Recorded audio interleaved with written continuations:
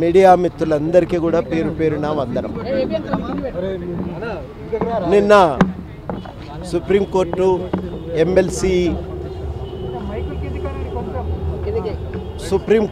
MLC నియామకాలపైన ఇచ్చినటువంటి ఉత్తర్వు మధ్యంతర ఉత్తర్వులు, తుది తీర్పు కాదది, మధ్యంతర ఉత్తర్వులవి.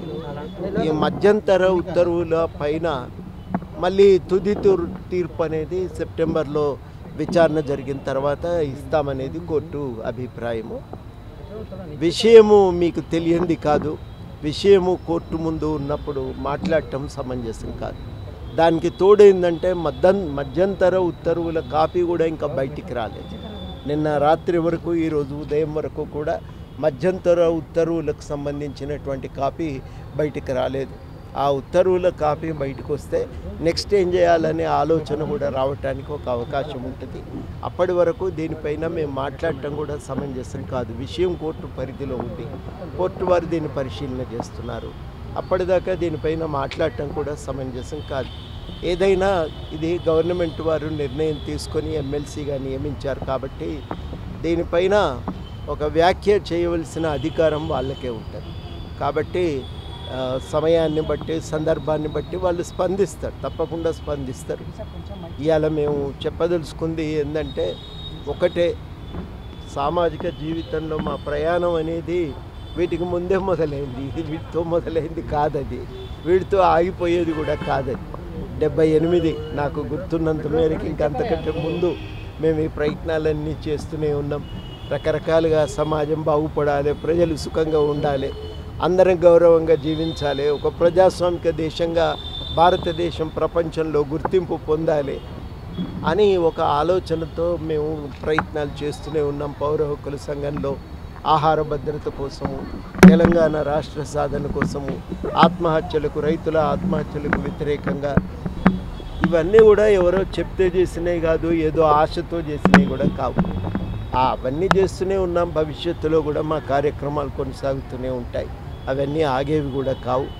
తప్పకుండా ఇంతవరకు అనేక మంది అనేక విధాలుగా దీనికి సహకారం అందించారు. భవిష్యత్తులో కూడా సహకారం దొరుకుతుంది.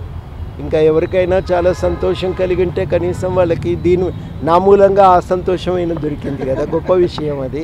నేను కూడా ఆనందిస్తున్నా. ఇక అంతకు మించి నేను ఏం మాట్లాడినా నన్ను నేను తక్కువ చేసుకున్నట్టు అవుతుంది. మనది ఒక చట్టపరంగా పనిచేయాల్సినటువంటి, ఒక రాజ్యాంగానికి లోబడి బతకవలసిన సమాజం. రాజ్యాంగం ఏం చేసినా నా ఇష్ట ప్రకారం నేను పనిచేసుకుంటా పోతా, నా ఇష్ట ప్రకారమే ప్రభుత్వాన్ని నడుపుతా అనే వ్యక్తిని నేను కాదు. నేను అట్లాంటి ఆలోచనలు నాకు లేవు. నేను ఖచ్చితంగా చట్ట ప్రకారమే పాలన సాగాలని కోరుకుంటున్నటువంటి వ్యక్తిని. అట్లా చట్ట ప్రకారమే ఈ ప్రభుత్వం నడవాలని బలంగా ఆకాంక్షిస్తున్నా. చట్ట ప్రకారం కోర్టు లేదన్నా నిర్ణయం తీస్తే అది అందరికీ శిరస వహించవలసిందే, దానికి మినాయింపు నేను కాదు.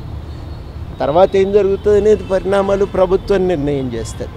వాళ్ళు కూడా అన్నీ ఆలోచించి మంచి నిర్ణయమే తీసుకునే శక్తి కలిగినటువంటి వాళ్ళు కాబట్టి నేను దానిపైన ఎక్కువగా మాట్లాడటం కూడా సమంజసం కాదు.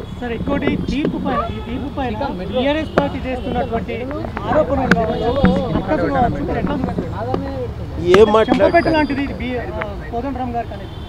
కోదండరాంకు చాలా దెబ్బలు తగిలినాయి.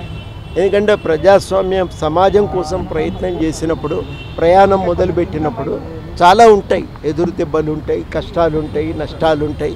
అవన్నీ చూసినటువంటి వాళ్ళని ఉంటాయని తెలుసు కాబట్టి ఇవాళ దీని గురించి పెద్ద కుంగిపోను లేదు, ఆవేదనకు గురైంది లేదు, షాకు అసలే రాలేదు. ఇది కూడా నేను స్పష్టంగా చెప్పదలిచిన. మనం వీటితో భూమి మీదకి రాలేదు. మనం గుర్తుపెట్టుకోవాల్సింది, ఏ కీర్తి కిరీటాలతోని భూమి మీద దిగినోని నేను చూడలేదు ఇప్పటి వరకు. కీర్తి కిరీటాలు పట్టుకొని పైకి వేయటోళ్ళం కూడా లేవు. అంతిమంగా మనం చేసే పనులే మన వెంట వస్తూ ఉంటాయి కాబట్టి నేను దాన్ని నమ్ముకొని బతుకుతున్నటువంటి వాడిని. ఏది జరిగిన పరిణామాలపైన తుదిగా ఏమన్నా మాట్లాడవలసి వస్తే కోర్టు ఫైనల్ తీర్పు వచ్చినాక మాట్లాడతాం. ఏదైనా ఒకందుకు మన మంచికే జరుగుతుందని అంటాం కదా మనం భారతదేశంలో. నష్టమేం చేసేదేం కాదు. ఆ రకంగానైనా మరిన్ని విషయాలు ఇంకా మనం జాగ్రత్తగా నిబద్ధతతో పనిచేయటానికి ఇది ఒక శక్తినే ఇస్తుందని చెప్పి నేను నమ్ముతా ఉన్నాను.